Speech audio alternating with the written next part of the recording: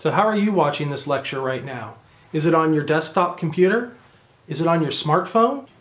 Or are you watching from the television in your living room? However you want to consume your digital content, chances are there's a device that will allow you to do it.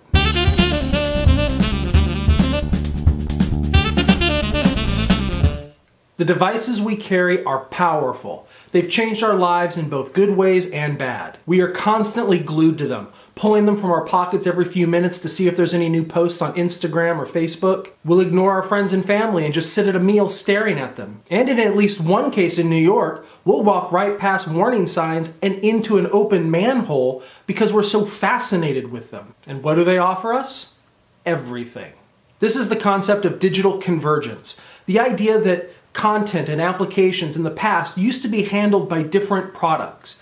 And now they're all becoming digital, which means that we can use the same devices to handle all of these different things. I mean, right now, your phone will enable you to read books, watch TV, listen to music, watch movies, surf the web, record video, get driving directions, take photos, perform music, take notes, read magazines, make phone calls, send letters, although we actually don't call them letters anymore, we just call them email. Heck, the Apple Watch will even allow you to share your heartbeat with another person so that they can feel it, which I think is supposed to be romantic, but it sounds kind of creepy. Not that it matters, I'm totally going to be in line to get one the very first day. Now there are lots of reasons why things are converging digitally.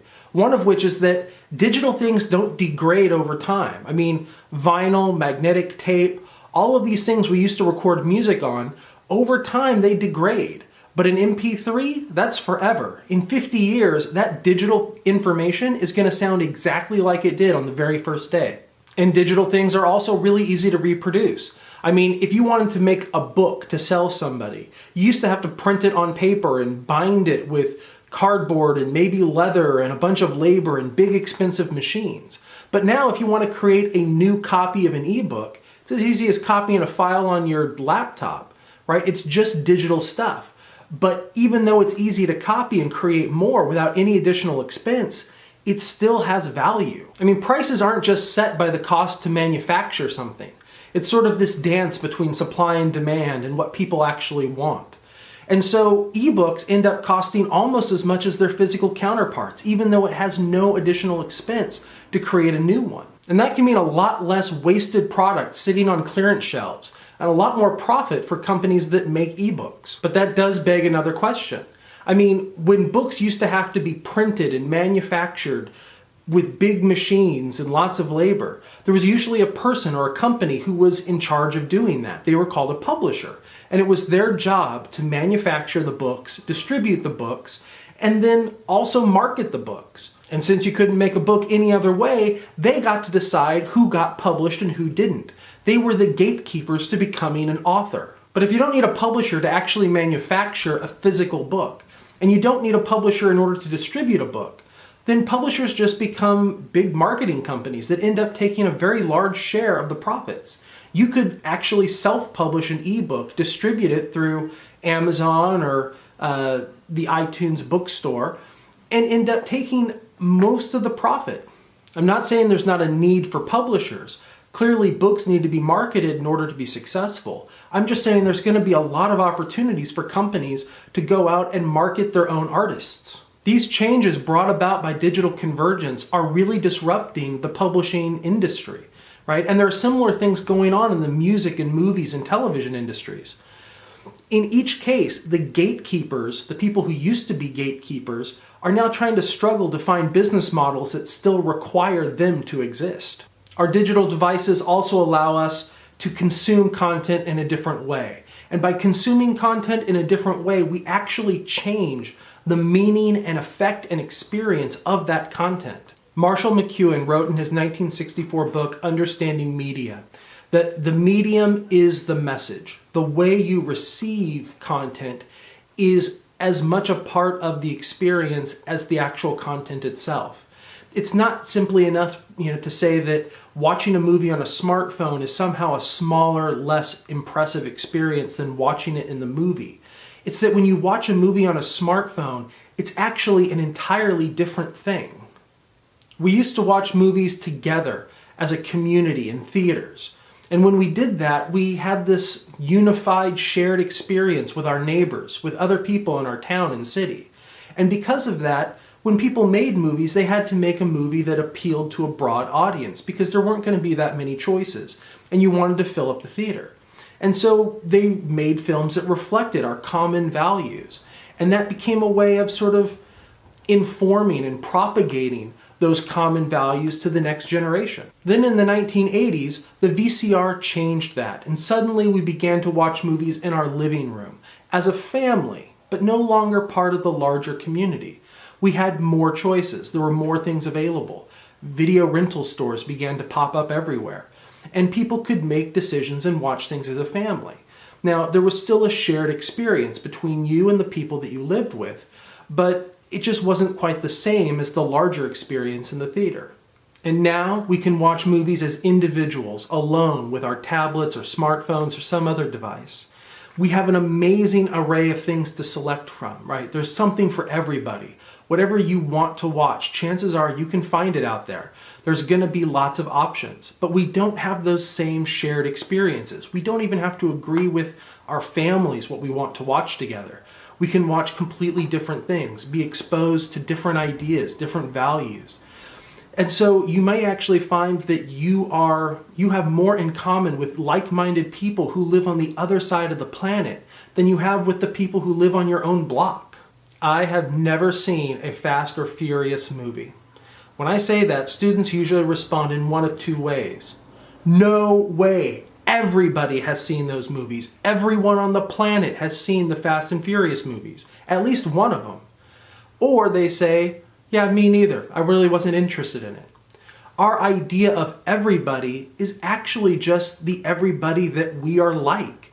It's people that are like us and like the same things that we like. There will never again be another Star Wars.